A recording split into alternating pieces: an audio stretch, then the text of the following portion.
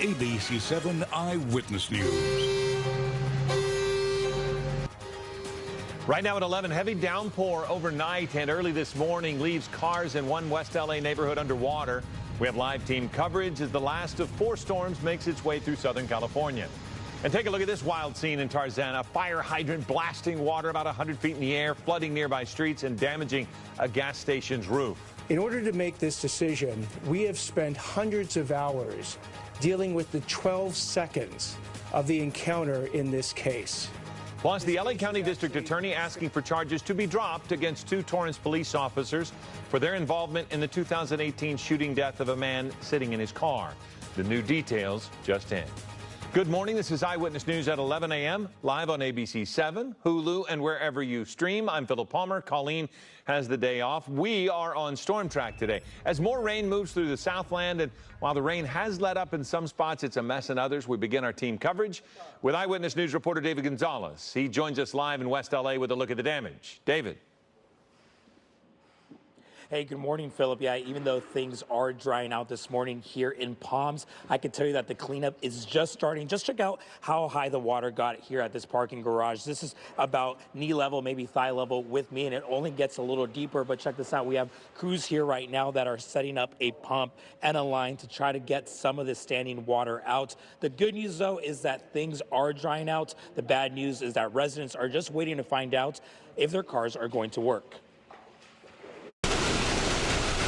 As rain moved through parts of West LA early Friday morning, most people were off the roads. But the heavy downpour waking up some folks living in Palms. It was pretty extreme. It's pretty bad. Yeah, I was up probably like 3 or 4 times in the middle of the night because of the loud noise. On Kelton Avenue, 2 parking garages were submerged by rising water. Which are your cars? Yeah, that's white one. Many car owners unaware their vehicles were trapped. You can see every car inside. It's all flooded completely. I have my 3 cars, and I heard that noise of the car, and my neighbor woke me up, and I checked, all lights on, and nothing worked. It's pretty bad. I mean, it's already an old car, and you know, some of us, that's all we got, you know, and yeah, it's pretty upsetting, but you know, hopefully something will get resolved. Crews were immediately called into one of the properties to pump water out. My heart's beating fast because I'm afraid of what's going to happen, you know, with my car. But overall, luckily, I have a job and, you know, things will get taken care of in the end. Neighbors who have lived in the area for a while say this isn't the first time garages have flooded. They've done work on the storm drains to help handle that sudden flood and stuff. But if the openings to the drains are blocked, then the storm drains don't work. The mess left behind by the storm will linger once things dry out. How are you feeling right now? You know, to be honest, I'm very devastated because all my work depends, because I'm a contractor, electrical contractor, and I have clients tomorrow, and obviously I wouldn't be able to make it.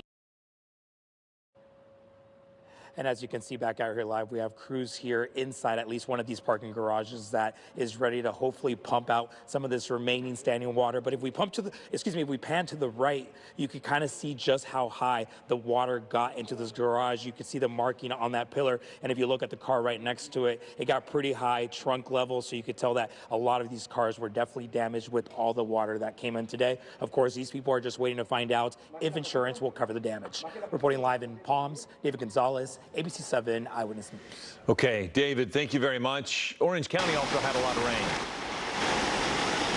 And so look at some of the flooding that you see there, several inches in the roadway, some cars struggling to get through. The flooding did prompt entire intersections to close in parts of Huntington Beach.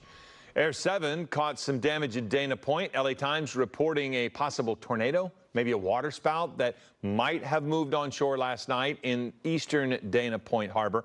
Although the National Weather Service says at this point they can't confirm they saw any rotation on their radar, only strong wind gusts. A fence was damaged, thrown across the parking lot. The National Weather Service, again, says wind gusts were up to 35 miles an hour. More damage reported in La Habra Heights. Air 7 flying over this home early this morning, and you can see that large tree fallen onto part of the house. No one was hurt. Brianna had warned us about this because the ground was saturated and the winds were coming. It's unclear if any of the trees hit power lines when they went down, but fire crews and SoCal Edison were on site.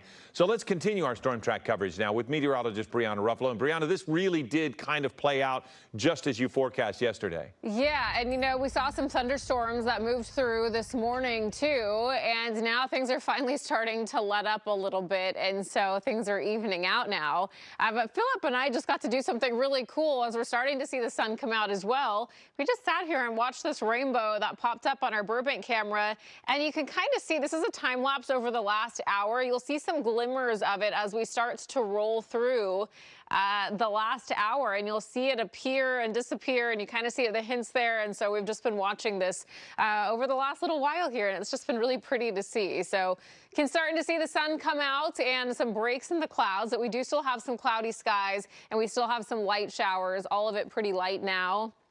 Live Mega Doppler 7000 showing it's just pretty spotty, and this is kind of what we expected as we headed into late morning, early afternoon. And as I put it on pause for you, you can see mostly just some light little sprinkles, some snow flurries happening up into the mountain communities.